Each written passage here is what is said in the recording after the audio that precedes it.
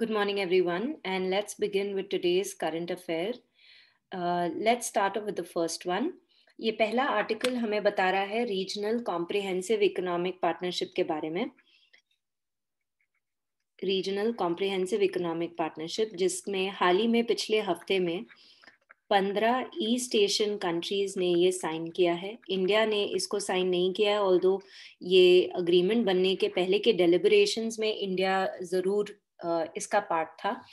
ये पर्टिकुलर जो अग्रीमेंट है ये विश्व भर की सबसे बड़ी फ्री ट्रेड अग्रीमेंट मानी जा रही है। फ्री ट्रेड अग्रीमेंट वो होती है कि जब कंट्री 1 और कंट्री 2 फॉर एग्जांपल इन दोनों के बीच में अगर कोई फ्री ट्रेड अग्रीमेंट है तो ये कहेंगे कि जो मैक्सिमम गुड्स का ट्रेड कर रहे हैं हम एक दूसरे के साथ उसके ऊपर हम जीरो ड्यूटी लगाएंगे, जिसका मतलब ये है कि अगर गुड की क्वालिटी अच्छी है तो उसको मार्केट बड़ी मिल जाती है क्योंकि वो गुड्स जो हैं वो सस्ते पड़ते हैं ग्राहक के लिए। अब जो ये regional comprehensive economic partnership members हैं, 2019 में ये डेटा आया था कि ये सारे के सारे members around 28% of world trade का पार्ट बनते हैं। और अगर इनके बीच में ये 28% जो भी इनका ट्रेड लेवल है इसमें इसको अगर हम 100% माने, so out of 100% of their trade 44% ये आरसीईपी के अंदर ही होता है। सो वर्ल्ड ट्रेड का 28% का हिस्सा है इनका, और जो भी ये ट्रेड करते हैं उसको अगर मैं 100% मानूं तो 44% का ट्रेड ये इंट्रा आरसीईपी करते हैं। तो बहुत ही ज्यादा बेनिफिशियल हो जाएगा इन मेंबर नेशंस के लिए, क्योंकि जब ये एफटीए साइन करेंगे तो इनके गुड्स को बड़ी मार्केट मिलेगी। अब इसके बारे में थोड़ा सा शुरुआत की बात की है कि ये शुरुआत हुई थी आसियान कंट्री से, और इन्होंने 2011 में ये डिसाइड किया था कि हमारे पास कोई ऐसी regional comprehensive economic partnership agreement होनी चाहिए। आसियान की अगर हम बात करें तो ये बना था पॉलिटिकल एंड सोशल स्टेबिलिटी के लिए, और इसका सेक्रेटेरिएट है इंडोनेशिया में। इसके 10 मेंबर नेशंस हैं। अगर हम फाउंडिंग नेशंस की बात करें तो थाईलैंड, सिंगापुर, इंडोनेशिया, फिलीपींस और मलेशिया है। और ये सारी की सारी कंट्रीज आज की डेट पे 10 कंट्रीज हैं जो कि एक्सेलरेट करना चाहती हैं अपनी इकोनॉमिक ग्रोथ को, जिससे उनकी सोशल प्रोग्रेस और कल्चरल डेवलपमेंट भी हो सके। फिर इसके बाद बहुत सारी कंट्रीज इसके साथ जुड़ती रही, एंड इनका बेसिक एम क्या था जब इनको ये अग्रीमेंट साइन करनी थी। इन्होंने कहा टैरिफ लिबरलाइजेशन होनी चाहिए, मतलब इतना ज्यादा टैरिफ्स नहीं लगाने चाहिए लोगों को एक दूसरे की कंट्रीज के ऊपर, और ड्यूटीज के ऊपर तो है ही है, क्वांटिटी के ऊपर भी जो रिस्ट्रिक्शंस हम लगाते हैं जब वर्ल्ड ट्रेड करते हैं तो वो रिस्ट्रिक्शंस भी कम हो जानी चाहिए। सब्सटैंशियली ये एलिमिनेट करना चाहते थे रिस्ट्रिक्शंस को, ताकि फ्री ट्रेड हो सके। अब फिर इस एडिटोरियल में ट्रांस पैसिफिक पार्टनरशिप के साथ आरसीईपी को कंपेयर किया गया है। ट्रांस पैसिफिक पार्टनरशिप भी एक कुछ कंट्रीज के बीच में इकोनॉमिक पार्टनरशिप थी जो कि काफी ज्यादा न्यूज में इसलिए थी क्योंकि ट्रम्प एडमिनिस्ट्रेशन ने पहले दिन आके इसमें से अपने आप को निकाल लिया था, और यूनाइटेड स्टेट्स सबसे बड़ा इसका अंग माना जा रहा था। And it was introduced and very vociferously advocated by the Obama administration.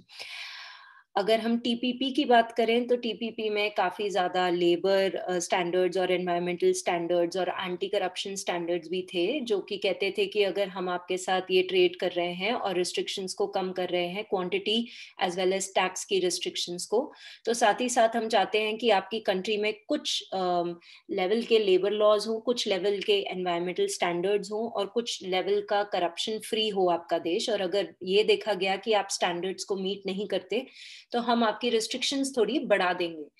ये टाइप की चीज आरसीईपी के अंदर नहीं है। ये अच्छा है कि बुरा, ये आपकी सब्जेक्टिविटी है, लेकिन ये एडिटोरियल ये कहता है कि आरसीईपी ने कहीं ना कहीं ट्रेडिशनल मार्केट एक्सेस दिया है लोगों को और काफी कम स्टैंडर्ड्स रखे हैं, और वो डब्ल्यूटीओ के अकॉर्डिंगली ही अपने स्टैंडर्ड्स को बनाते हैं।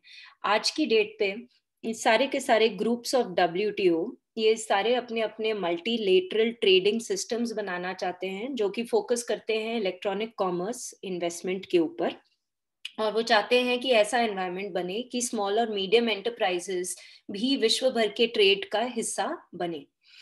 अगर ये प्रोग्रेस के बारे में आगे बढ़ता है दिस एडिटोरियल दैट ट्रेड जो गुड्स में अगर हम बात करें तो काफी हद तक टैरिफ्स रिड्यूस भी हुए हैं। सबसे पहले इसने चाइना की बात की है कि चाइना ने पहले 2014 में 9.4% तक के टैरिफ्स लगाए हैं और इन्होंने कहा है by the 10th year of implementation of this scheme ये this will be reduce to around 1.2%।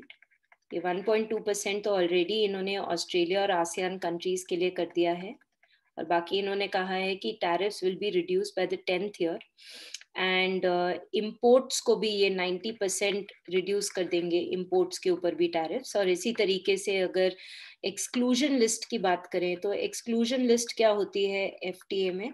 FTA में हम कहते हैं फ्री ट्रेड एग्रीमेंट में मैक्सिमम जो गुड्स होते हैं उसके ऊपर 0 ड्यूटी होती है और जो एक्सक्लूजन लिस्ट में आते हैं इनके ऊपर ड्यूटी थोड़ी ज्यादा होती है। तो अगर हम चाइना की बात करें तो चाइना ने अपने गुड्स को काफी कम रखा है एक्सक्लूजन लिस्ट में। और अगर हम बाकी देशों की बात करें तो जैसे वियतनाम का तो कोई एक्सक्लूजन लिस्ट है ही नहीं और उन्होंने भी अपने टैरिफ्स को कम किया है from 10% in 2014 to 2% by the 10th year and nearly 90% को इन्होंने रिड्यूस किया है। इम्पोर्ट्स को भी टैरिफ फ्री करना चाहते हैं। मलेशिया की अगर हम बात करें तो Malaysia according to the article काफी ज्यादा फ्री ट्रेड में बिलीव करता है और ये फर्दर अपने ड्यूटीज और क्वांटिटी रिस्ट्रिक्शंस को रिड्यूस करने वाला है। आगे चल के ये तो गुड्स के बारे में बात हो गई, फिर ये आर्टिकल बात करता है सर्विसेज को लेके and in services also they are talking about movement of human beings, movement of natural beings. तो ये मूवमेंट को काफी हद तक रिस्ट्रिक्ट किया गया है। One of the reasons for the restriction could be COVID. Many other reasons can also be there. इस movement पे जो restrictions हैं वो किसी हद तक कम है for that natural being जो highly skilled है, जो managerial position में रहता है, और थोड़ी सी ज्यादा है for those जो low skilled है for obvious reasons. इंडिया का इसमें काफी ज्यादा India had negotiated a lot over here and India wanted this to become more liberal, but it didn't. फिर दूसरी चीज अगर हम इन्वेस्टमेंट के बारे में बात करें तो ये अभी भी वर्क इन प्रोग्रेस ही है, कोई ऐसे डॉक्यूमेंट बना नहीं। ये सारी चीजें अगर ना हो, अगर अग्रीमेंट के खिलाफ कोई काम करे कोई भी मेंबर नेशन, तो इस डिस्प्यूट को सेटल करने के लिए भी एक डिस्प्यूट सेटलमेंट बॉडी की जरूरत है जो अभी तक नहीं बनी है। अगर हम ई कॉमर्स के बारे में बात करें तो RCEP ने कहा है कि जो भी मेंबर कंट्रीज हैं इनके बीच ये इलेक्ट्रॉनिक डेटा जो है बहुत इजीली ट्रांसफर हो जाएगा। ये ट्रांसफर तब नहीं होगा जब इस कंट्री के पास एक वैलिड ग्राउंड हो जो कि ये अपनी पॉलिसी और वेलफेयर के लिए बनाए और बोले कि for the policy welfare and privacy of my people हम ये वाली इंफॉर्मेशन आपके साथ शेयर नहीं कर सकते। Personal data will not be shared with others. फिर ये एडिटोरियल बात कर रहा है about how these countries want to reengage India. India को री एंगेज करने की कोशिश कर रहे हैं ये RCEP पार्टिसिपेटिंग कंट्रीज, RPC बोल देते हैं इनको। ये कैसे दिख रहा है? क्योंकि सबसे पहले तो they have left the door open, they say join any time India को कि आप ज्वाइन कीजिए और हम आपको वही ओरिजिनल सिग्नेटरी का ओहदा देंगे।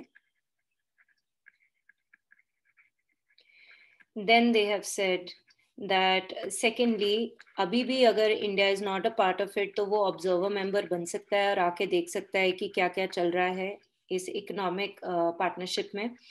तीसरी बात इन्होंने कहा है कि जब भी इंडिया इज विलिंग तो बाकी सारे के सारे member nations are ready to accept them and India has to just give it in written form. फिर इसके बाद द हिंदू में एक और आर्टिकल आया है विद रिस्पेक्ट टू RCEP, काफी सेल्फ एक्सप्लेनेटरी है, there are good questions and they have answered the questions जो आपके मन में भी होंगे। तो let's go question by question over here. तो सबसे पहली चीज उन्होंने कही है, क्या FTA वाकई में खराब है, क्या फ्री ट्रेड अग्रीमेंट अच्छी चीज है कि बुरी चीज है? बिकॉज एज अ कॉन्सेप्ट तो ये ठीक ठाक लग रहा है, then why didn't India become a part of it? तो इंडिया के बारे में ये, और ये इकोनॉमिक सर्वे में भी काफी मेंशन्ड है कि इंडिया ने काफी FTA अग्रीमेंट्स की हैं ऑलरेडी इन कंट्रीज के साथ, जैसे आसियान कंट्रीज के साथ है इसकी, जापान के साथ है, साउथ कोरिया के साथ है FTA। बट हाउएवर इंडिया का जो ट्रेड डेफिसिट है वो काफी हद तक बढ़ रहा है इन सारे के सारे देशों के साथ। ट्रेड डेफिसिट का मतलब इंडिया के जो एक्सपोर्ट्स हैं वो कम है और इंडिया के जो इम्पोर्ट्स हैं वो ज्यादा है, मतलब खर्चे ज्यादा हैं, आमदनी कम है। तो इन्होंने ये 2011 से लेके 2019 तक की बात की है। अगर हम आसियान कंट्रीज के साथ बात करें तो इंडिया का 2011 में इनके साथ 5 बिलियन US डॉलर का ट्रेड डेफिसिट था, which has now increased to 22 billion US dollar, which is a lot. And in the same when अगर हम जापान के साथ देखें तो हमारा ट्रेड डेफिसिट था 4 बिलियन US डॉलर, जो कि आज की डेट पे बन चुका है 8 billion US dollar, which is not as much as ASEAN, but ASEAN are 10 countries, this is one.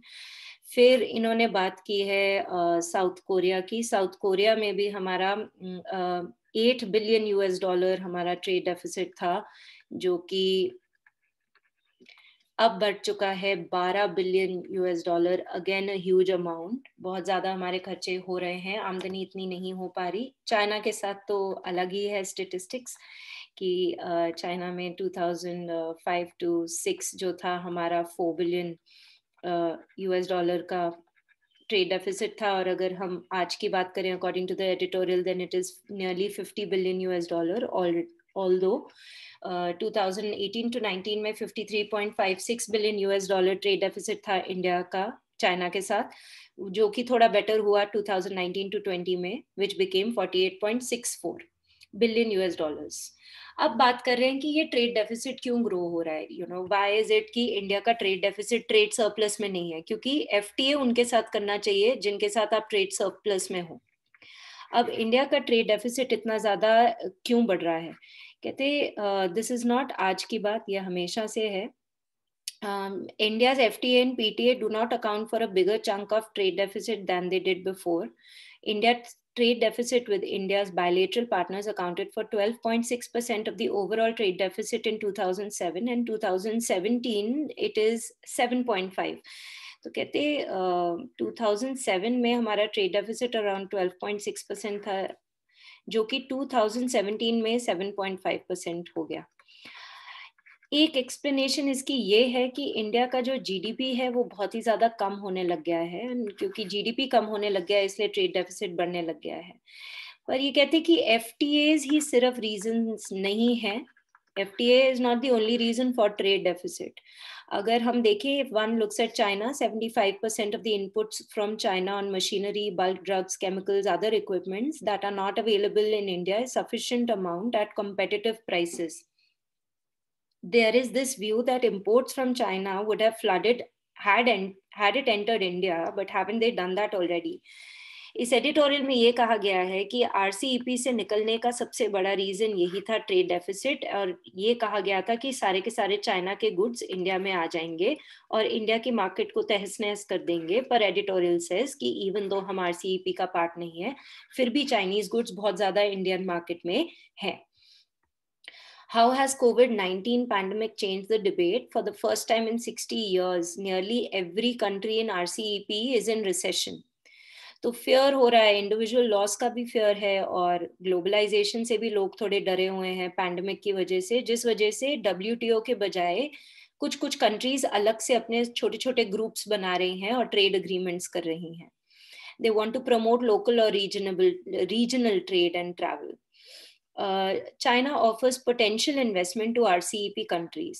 So China को कहा गया है कि it is the world's second largest economy और one of the few countries जिन्होंने ये pandemic के बाद भी पॉजिटिव ग्रोथ दिखाई है। क्योंकि चाइना ने पॉजिटिव ग्रोथ दिखाई है तो उसके पास obviously it has the funds, and ये फंड्स अगर वो बाकी RCEP कंट्रीज में लगाएगा तो काफी उनका भी फायदा हो जाएगा, जिस वजह से ये देखा गया है कि RCEP कंट्रीज ने थोड़ा सा भी वेट ना करते हुए फटाफट से ये अग्रीमेंट साइन कर दी है।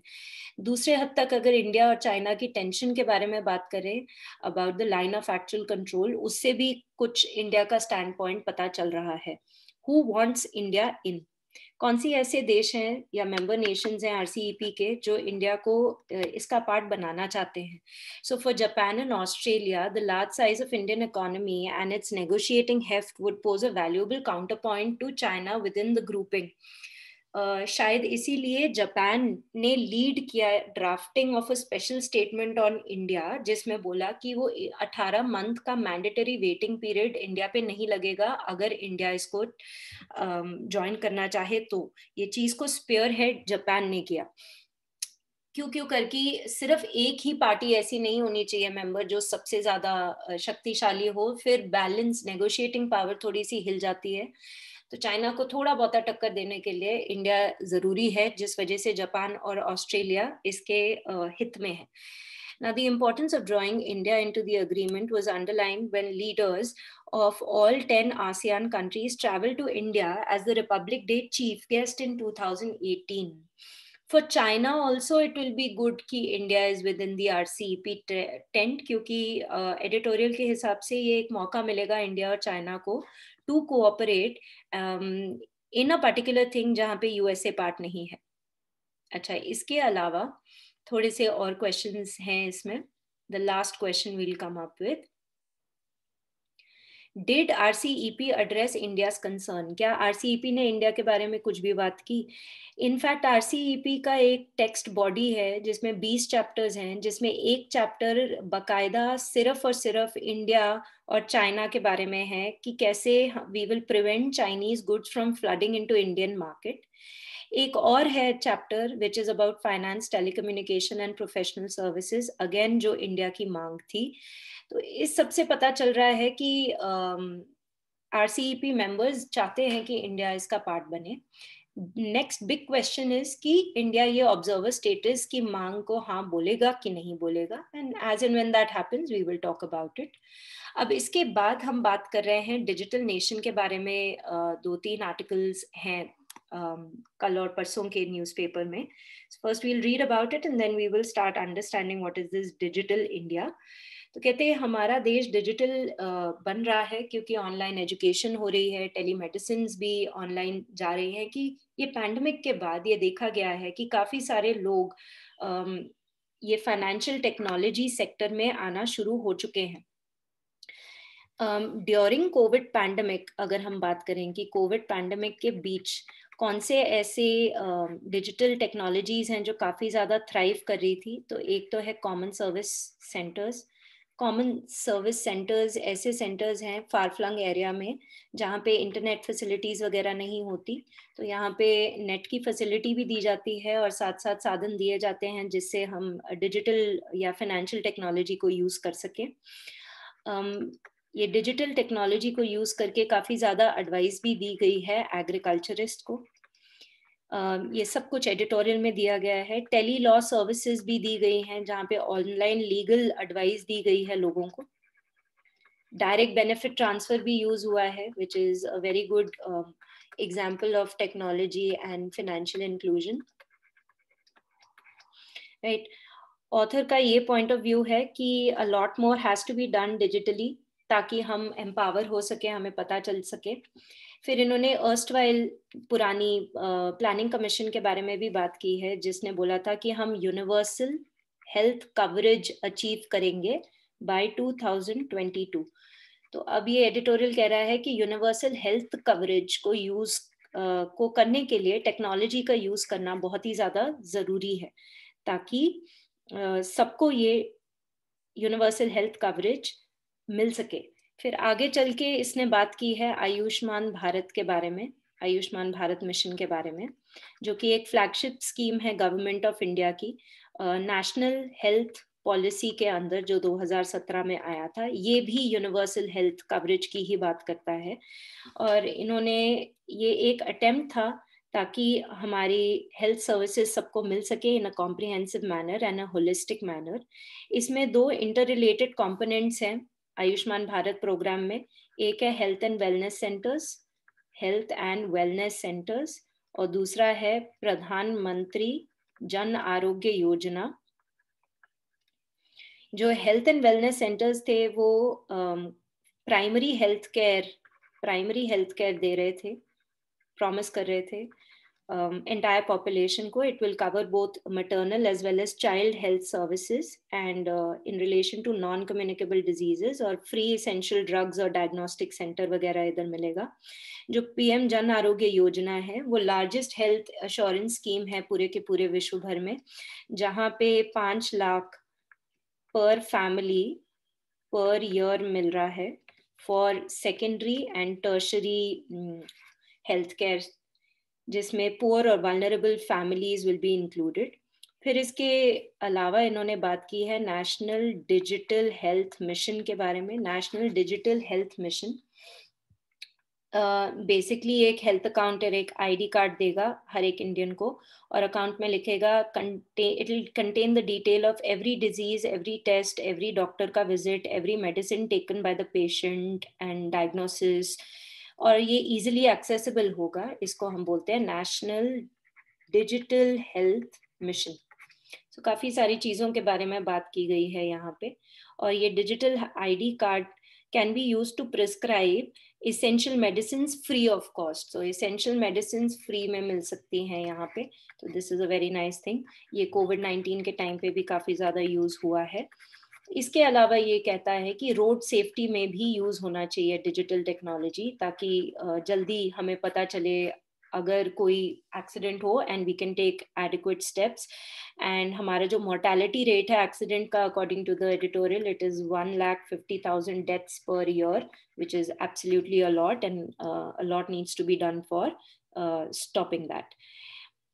सो ये हो गया digital nation. And digital nation के बारे में एक और आर्टिकल है right after this. Digital health mission ready for a nation wide roll out soon. So digital health mission जिसके बारे में हमने बात कर ली है, तो हेल्थ केयर सेक्टर को सबसे ज्यादा इमर्जिंग हेल्थ केयर सेक्टर बोला गया है, और ये कहा गया है कि 500 मिलियन पीपल वो covered under the Ayushman Bharat universal health insurance scheme, and अब और ज्यादा उनको भी इंक्लूड करने की बात की गई है. अब इसके बाद आता है time use survey as an opportunity lost. So they are talking about 2 things जो इंडिया ने नहीं की. जो सस्टेनेबल डेवलपमेंट गोल 5.4 है वो जेंडर इनइक्वालिटी से रिलेटेड है, और वो क्या, it is basically talking about recognising and valuing unpaid care and domestic work. इतना ज्यादा unpaid care and domestic services वगैरह दे रहे हैं हमें हमारे घरों में, ये भी तो काम है. अकॉर्डिंग टू देम इसको भी वैल्यू मिलनी चाहिए 5.4 गोल में, और यही ILN ने भी बोला है, जो कि हमारे टाइम यूज सर्वे में इस चीज के बारे में बात नहीं हुई है. सो अगर हम टाइम यूज सर्वे के बारे में बात करें, तो ये सर्वे करता है यूज ऑफ टाइम, कि हम अपने टाइम को यूज कैसे करते हैं, और एक फ्रेमवर्क देता है कि डिफरेंट पॉपुलेशन ने डिफरेंट एक्टिविटीज में कितना टाइम स्पेंड किया है. सो population, different type of population, male female, right, ये कितना टाइम यूज करते हैं और कौन सी एक्टिविटी में ये टाइम यूज होता है.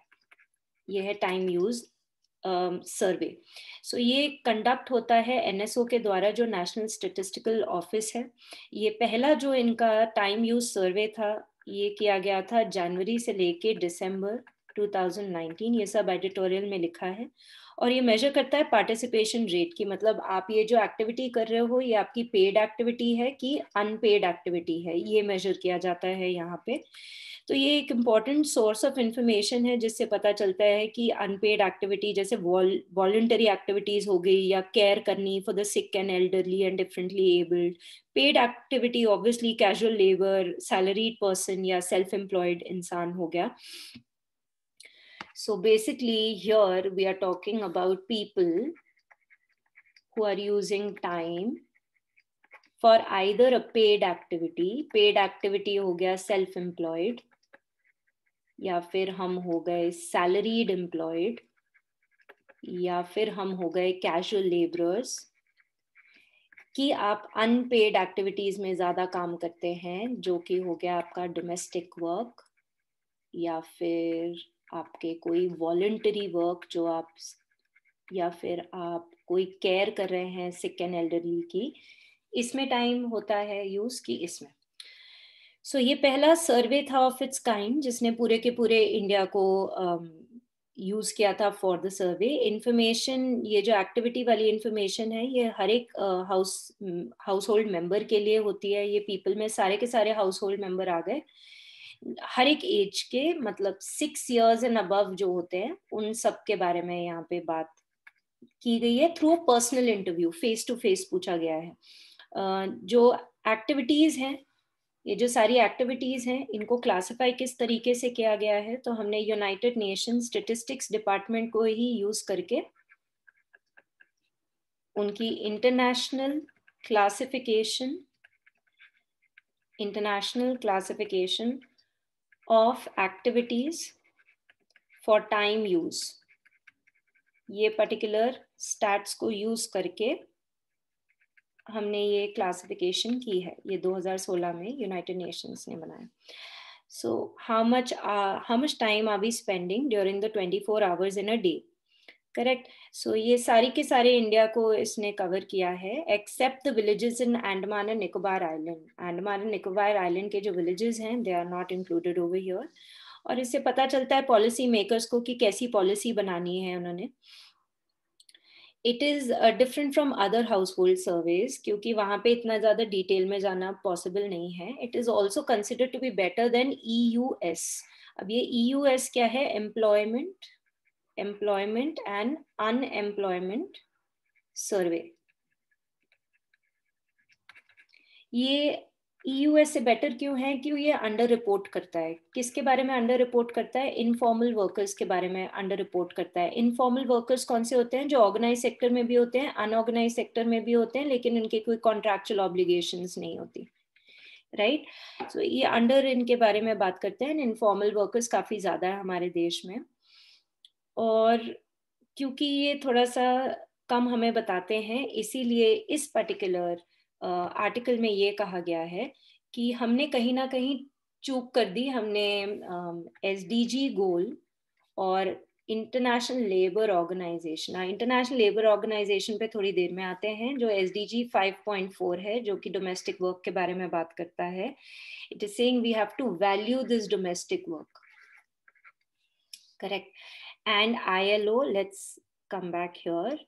Okay, so ILO has already defined this as work. Work की ही न्यू डेफिनेशन इन्होंने डाल दी, और ये न्यू डेफिनेशन में क्या लिखा कि वर्क एक ऐसी एक्टिविटी है जो परफॉर्म करता है कोई एक इंसान by any person from any sex, any age, to produce goods and services for use by any other or for their own use.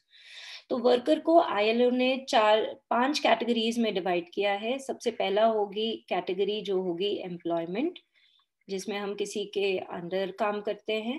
फिर दूसरा हो गया हम कोई कार्य कर रहे हैं, कोई गुड्स एंड सर्विसेज कर रहे हैं for my own use, right, my own use. तीसरा है जो अनपेड ट्रेनिंग के लिए जाते हैं कंपनीज वगैरह में या किसी शॉप में, अनपेड ट्रेनी भी काम करता है। कहते हैं जो हम वॉलंटरी काम करते हैं वो भी कार्य ही होता है। एंड अदर वर्क बना दिया, अदर वर्क, राइट, जो विदाउट पे होता है। तो अगर हम डोमेस्टिक सर्विसेज वगैरह के बारे में बात करें, डोमेस्टिक वर्क की बात करें या अनपेड केयर की बात करें, तो ये अदर वर्क में आ जाता है। ये देखा गया है कि हमारे इस टाइम यूज सर्वे में इन दोनों के बारे में बातें नहीं हुई हैं। एक और चीज जो है is that it values only the labor input. Now let's read it from here. Valuing the labor input in unpaid work using suitable prices जैसे minimum wages of work, housekeepers wages, opportunity cost, ये सब कुछ देख के realize करते हैं कि unpaid laborers को कितना ज्यादा पैसा मिलना है चाहिए होता है, या unpaid house workers को। फिर satellite account of unpaired work should be taken, मतलब कितना वो कैपिटल यूज कर रहे हैं, कितनी वो टेक्नोलॉजी यूज कर रहे हैं, इवन दो वो घर पे बैठ के काम कर रहे हैं। ये कैपिटल और ये टेक्नोलॉजी को हमने अपने टाइम यूज सर्वे में यूज नहीं किया। बाकी जो ILO ने डिफाइन करके रखा है उसके बारे में भी हमने बात नहीं की। तो इसीलिए कहा कि we have fallen short of actually executing these 2 points. तो डिजिटल इंडिया हो गया, टाइम यूज सर्वे हो गया. पहली बार हमारी मिनिस्ट्री ऑफ होम अफेयर्स ने रेडिकलाइजेशन को डिफाइन करने की बात की है. रेडिकलाइजेशन हो गया कट्टरपंथी, या to be very radical about something, क्योंकि रेडिकलिज्म जो होता है, सो इट्स वेरी सिंपल. जब अस वर्सेस देम की फीलिंग आती है तो इंसान को हम रेडिकल बोलते हैं. रेडिकलिज्म के साथ अगर हम वायलेंस को जोड़ दें तो वो चीज हो जाती है एक्सट्रीमिस्ट.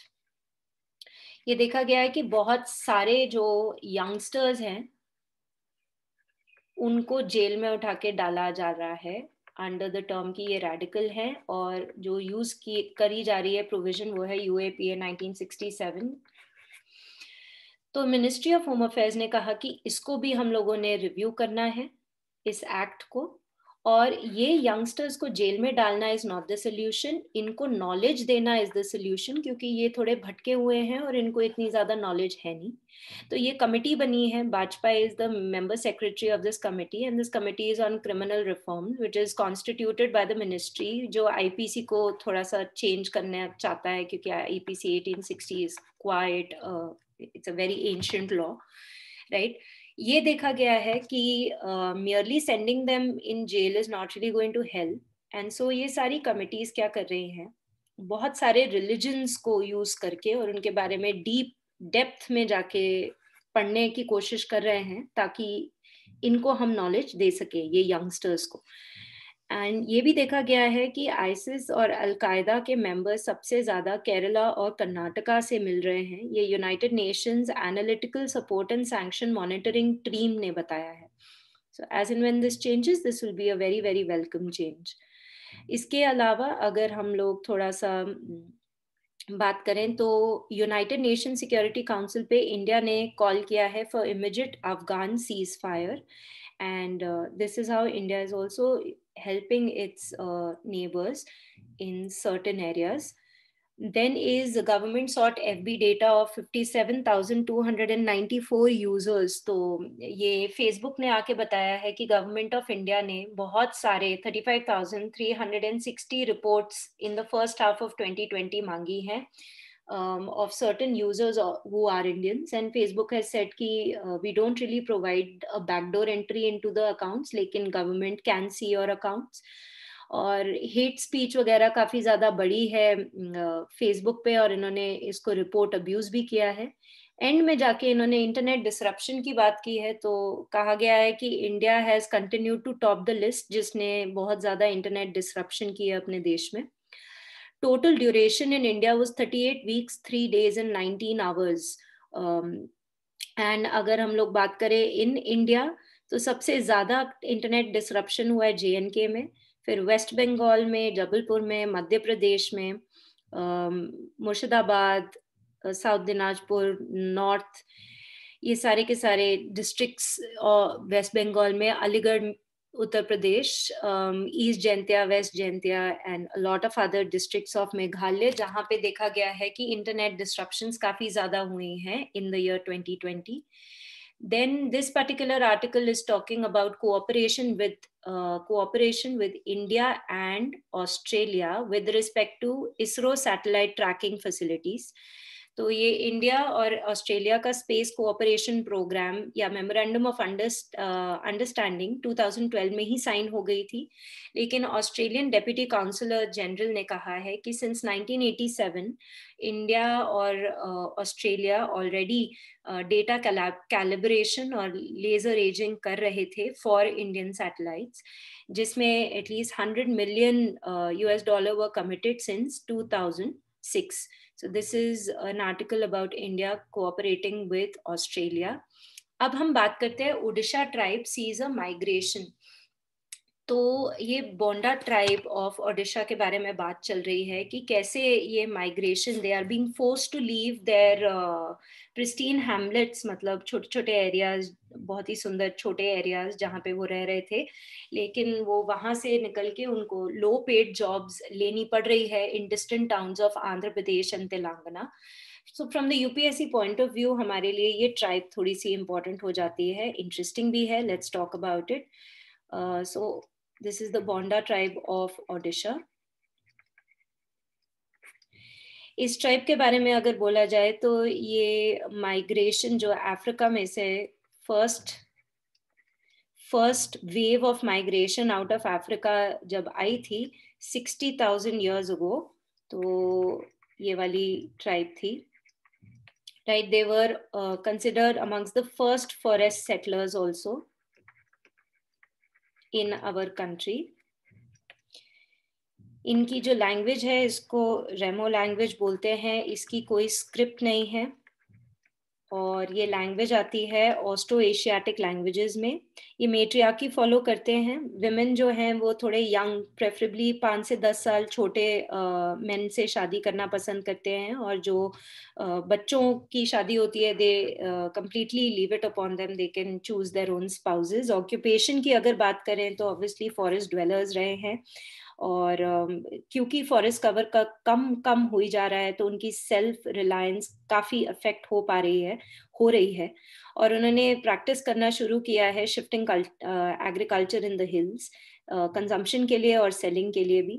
लेकिन ये अपनी जो भी प्रोडक्ट बना रहे थे शिफ्टिंग एग्रीकल्चर की वजह से, ये इसको बेच नहीं पा रहे थे, क्योंकि जो उनकी मार्केट्स वगैरह थी, वीकली मार्केट्स रहती थी, वो लॉकडाउन की वजह से बंद चल रही थी।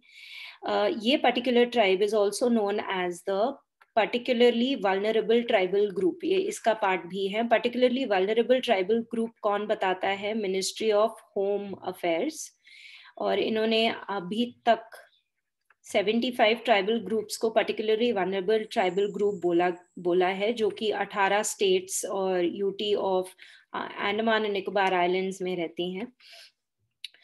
4 क्राइटेरियाज होते हैं पर्टिकुलरली वल्नरेबल ट्राइबल ग्रुप्स के लिए। एक तो उनकी बहुत ही कम या स्टैग्नेटिंग या फिर बहुत ही डिक्लाइन में जा रही है पॉपुलेशन। उनके जो लिटरेसी लेवल्स हैं पढ़ने लिखने के, वो भी बहुत ही ज़्यादा कम है।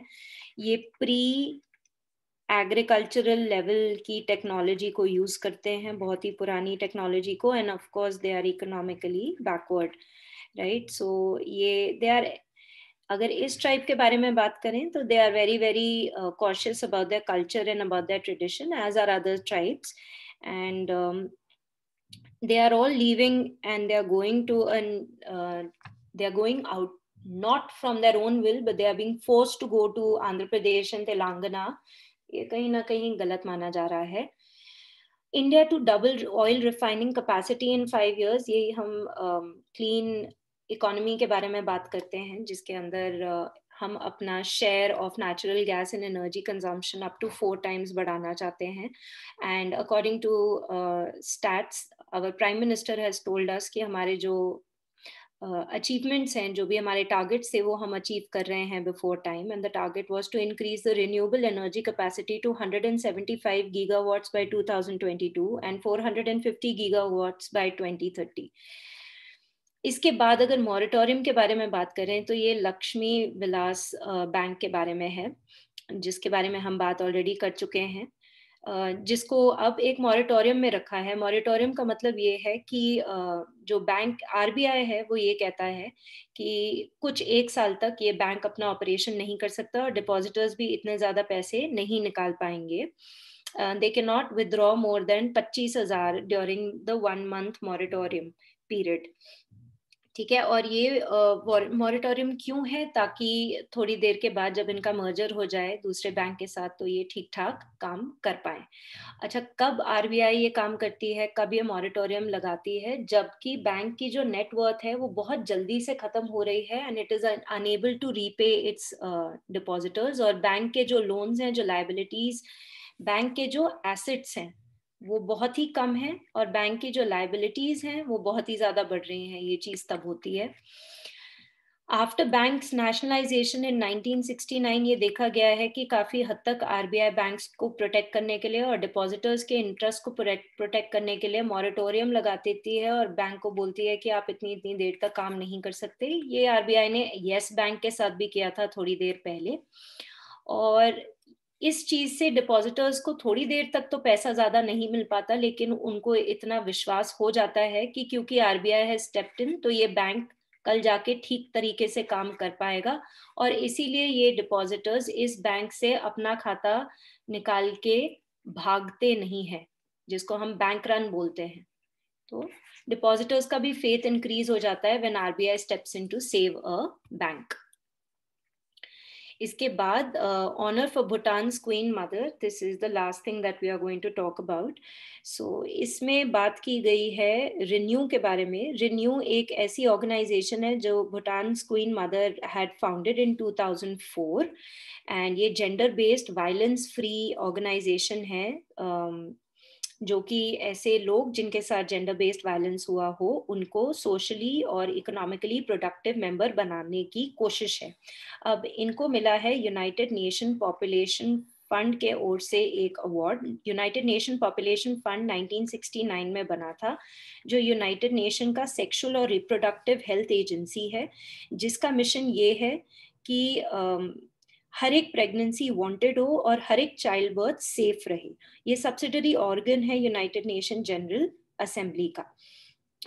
इसने यूनाइटेड नेशन पॉपुलेशन फंड ने ये पर्टिकुलर रिस्पेक्ट दी है इनको, इन्होंने बहुत अच्छा काम किया है to increase the reproductive health for women and youth. And presently ये इतना ज़्यादा इम्पोर्टेंट इसलिए है क्योंकि सस्टेनेबल डेवलपमेंट गोल्स भी इसके अंदर फुलफिल हो पा रहे हैं। यूनाइटेड नेशन पॉपुलेशन अवार्ड जो कि मिला है इनको, ये अवार्ड कमिटी से मिलता है हर साल, committee for the UN population award, और इसका पर्पस यही है टू ऑनर सच पीपल जो कि चाइल्ड बर्थ, मदर्स हेल्थ या जेंडर बेस्ड वायलेंस के अगेंस्ट काम करते हैं। Thank you very much. I will see you very, very soon. That's all for today.